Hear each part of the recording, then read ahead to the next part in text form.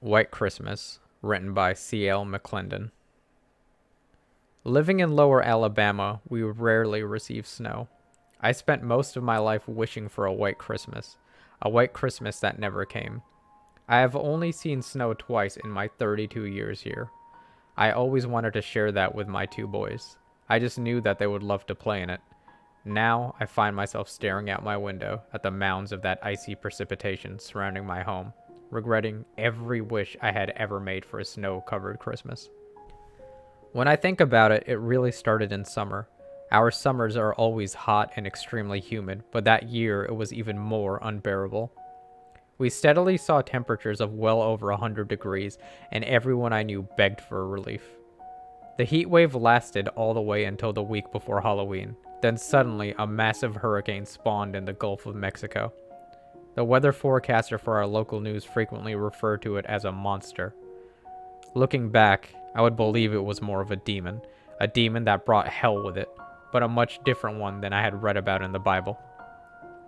The storm passed, leaving devastation for miles around. It had affected every state within the southeast, but Florida most of all. Help was sent from various utility companies, government aid agencies, and even regular citizens to help with the relief. And when I say various, I mean from every state in our region. It was amazing to see the effort put forth to help the people that had lost everything. I'm sure a lot of us thought that was the worst it could get. I wish that had been true, but that was when the rains started. As November came, we felt the first droplets in our tiny town. It was an odd occurrence, but not odd enough to raise any eyebrows. I mean, how bad could a couple days of rain be, right?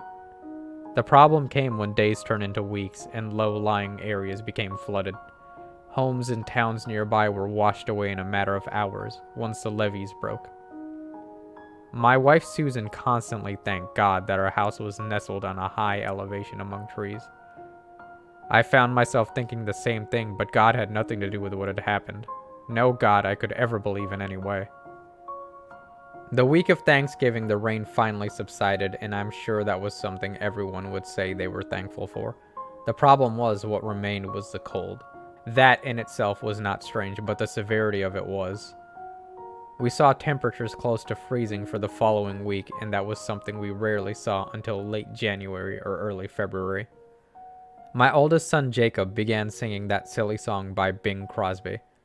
My wife beamed at the thought of them seeing snow on Christmas Day. The foolish child in me felt the same.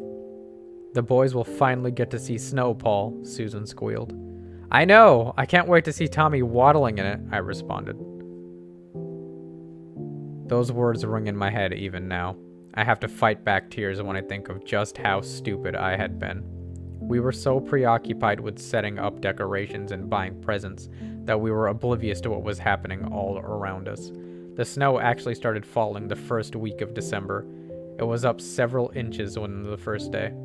It was amazing to see at first, but when it kept coming, some people became worried. If you have never been in the South when it snows, you probably would not understand. You see, we are not prepared for that kind of weather. Everything shuts down. People stay home and rarely go out driving. I know it sounds ridiculous to anyone else, but that is what happens. It just kept coming. My wife and I had let the boys play in the fresh powder originally, but when it had gotten so high that I could barely walk in it freely, we decided it was best to keep them indoors. Hardware stores had started bringing in snow shovels to help clear paths, something that you rarely found in our town. I bought one of the last ones on the shelf, as people scrambled to manage the icy foreign invader. The situation seemed to become worse, as small flurries became near blizzards. My wife stayed glued to the news and weather broadcasts. It appeared the northern states had almost been buried in the frigid powder. The president had actually issued a state of emergency, urging people in the northern portion to evacuate south. That was when I finally started to be concerned. These people had been told to come south, but our situation was hardly any better. The weatherman stopped trying to be accurate. His predictions of an end to the madness never came. The temperatures continued to drop, and it was not long before we saw them go from 0 to negative digits. It was unheard of in my state for it to be that cold, and people were getting afraid. Plumbing fixtures began to burst from frozen pipes, and people were left without water until they could thaw. Our world had become a freezer in a few weeks, and none of us were prepared for it. My family found themselves wearing our thickest clothing even inside. It felt like no matter how high I set the thermostat, it was not enough. We should have left then. By Christmas, we had no power, and utility companies had stopped trying to traverse the harsh conditions to repair downed lines. Local officials had abandoned emergency protocols to save themselves. We began hearing rumors of our neighbors attempting to head further south into Florida. Susan suggested the same, but I reminded her of the destruction still left from the hurricane. I was afraid we would be worse off without shelter. So, I made the decision to hunker down in our home. I cleared a path to the fireplace that had only been used for decoration and set to the task of getting a fire going. If it was not such a dire situation, my wife would have found amusement in me attempting something like that. I had never even seen someone use a fireplace, let alone light one. After several attempts, we were able to burn what little wood that was readily available near our home. My family and I huddled around it as if we were going to save us from the fate that waited outside. The whiteness had engulfed our home. The mounds had risen above the windows, breaking some of them. I was forced to reinforce each one to keep the cold out. We sealed every crack or crevice that could possibly let out the heat and tried to remain together. My wife wrapped our children in blankets and pulled them close. The boys did not understand, and we were afraid to tell them how serious the situation was. The fear that rested on my wife's face was enough to keep me from ruining what could be our last Christmas. We still attempted to have a big dinner, despite our ability to effectively cook.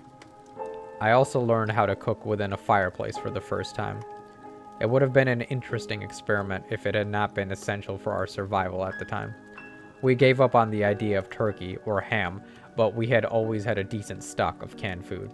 It was a habit I had picked up from my grandparents. I often wondered how they were faring during all of this, but I had my immediate family to worry about. Our world had been plunged into an endless sea of white. I even had a nightmare of this stuff that Christmas Eve. My children normally woke me early on Christmas morning, but when my eyes fluttered open, I assumed it was still night. The house was so dark that I could barely see my wife lying next to me. I slowly rose from my bed, still completely clothed, and nudged Susan awake. The house had become far colder than it should have been, and I immediately headed for the fireplace. The fire had gone out at some point, so I ran for the back door, pulling on my boots. My aim was to gather more wood to get the fire going again, but as soon as the door cracked open, I was pelted with a mixture of snow and ice. It stung my face, and I cursed at the door while trying to shut it again. Our home had been buried in the vicious powder, and I finally understood why no light permeated the windows.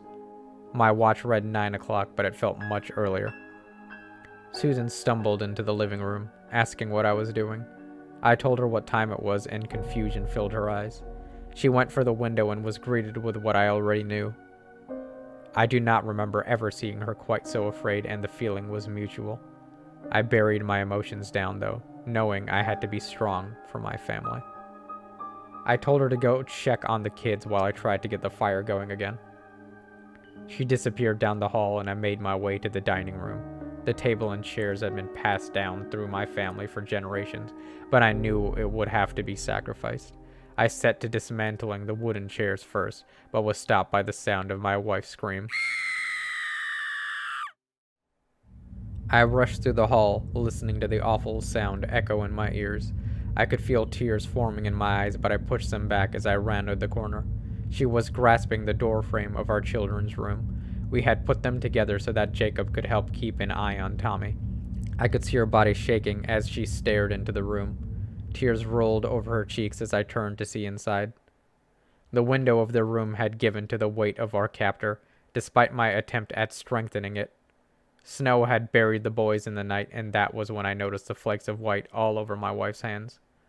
Susan had attempted to uncover them, and I could see the pale blue skin of their faces, huddled together in Jacob's bed. It would have been a sweet scene if it were not for their skin tone, something Susan would have taken a picture of. But this was not that scene. I pulled Susan away as I tried to hold back the sick feeling in my stomach. I felt as though I could release what little Christmas dinner I had in me on the floor at any moment. Soon her sobs subsided, but when I looked into her eyes, she simply looked numb.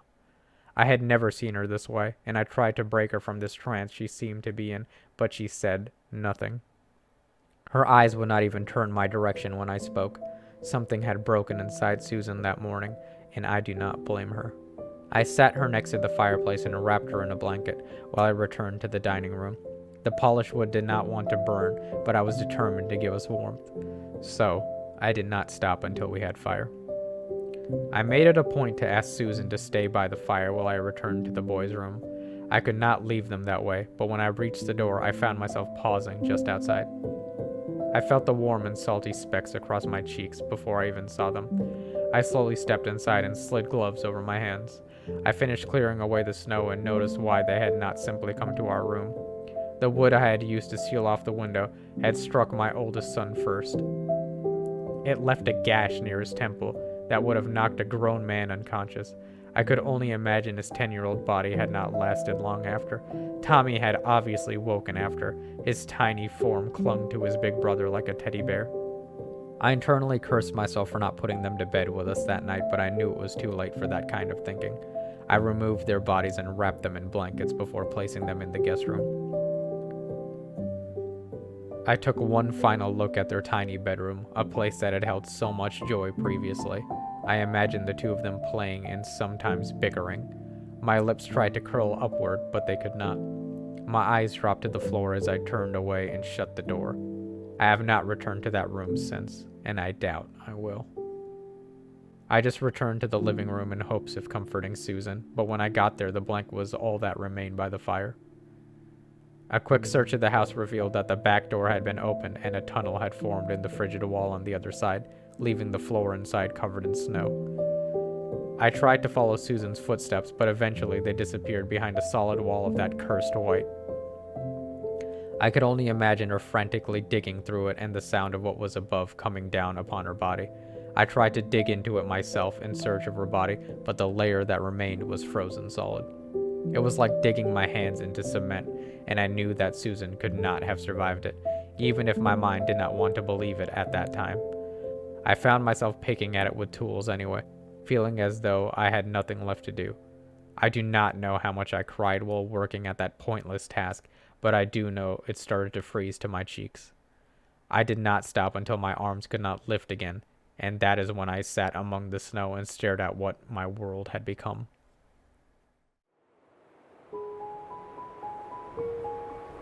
I lost track of how long I sat there, or when I decided to come back to the fire. I do remember when I started burning the Christmas gifts and how hard a choice that had been.